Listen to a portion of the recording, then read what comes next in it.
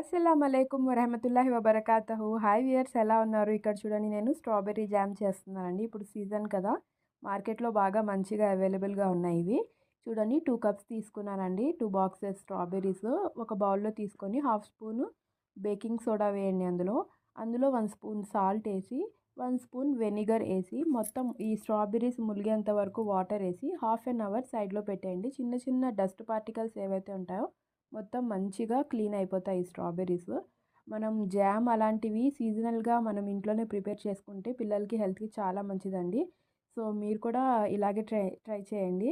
చాలా మంచిగా ఈజీగా కూడా అయిపోతుంది. కుదరదు అన్నట్టు ఏముండదు. మీరు ఒకసారి ట్రై చేసి చూడండి. చాలా సింపుల్ ప్రాసెస్లో చూపిస్తున్నాను. చూసారు కదా ఎంత డస్ట్ అయితే వచ్చిందో ఈ వాటర్లో నుంచి. ఈ స్ట్రాబెర్రీస్లో ఎంత డస్ట్ అనేది ఉందో. తర్వాత మనం ట్యాప్ కింద పెట్టి మంచిగా 2-3 టైమ్స్ వాష్ చేసుకున్న తర్వాత ఇలాగ చిన్న క్యూబ్స్లా కట్ చేసుకోండి స్ట్రాబెర్రీ మొత్తాన్ని. ఇప్పుడు ఒక ప్యాన్ తీసుకొని అందులో మనం కట్ చేసిన స్ట్రాబెర్రీస్ అన్నీ యాడ్ చేయండి.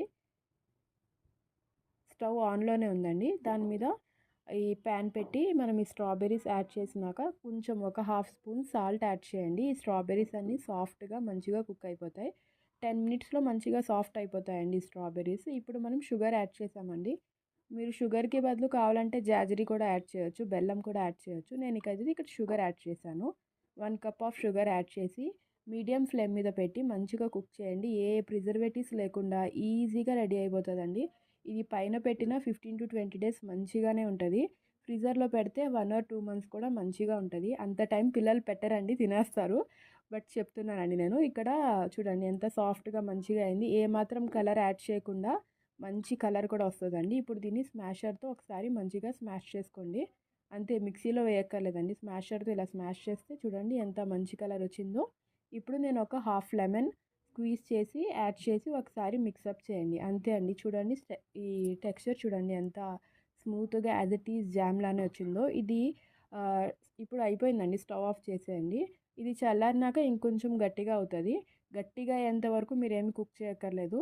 చూడండి, నేను బ్రెడ్ మీద కూడా పెట్టి చూపిస్తున్నానండి. నార్మల్ టెంపరేచర్ వచ్చినాక చూడండి సేమ్ యాజ్ ఇట్ ఈజ్ బయట తెచ్చిన జామ్ లానే ఉంటుందండి. ఆ సీడ్స్ కూడా మధ్య మధ్యలో వచ్చి క్రంచీగా చాలా టేస్టీగా ఉంటాయి.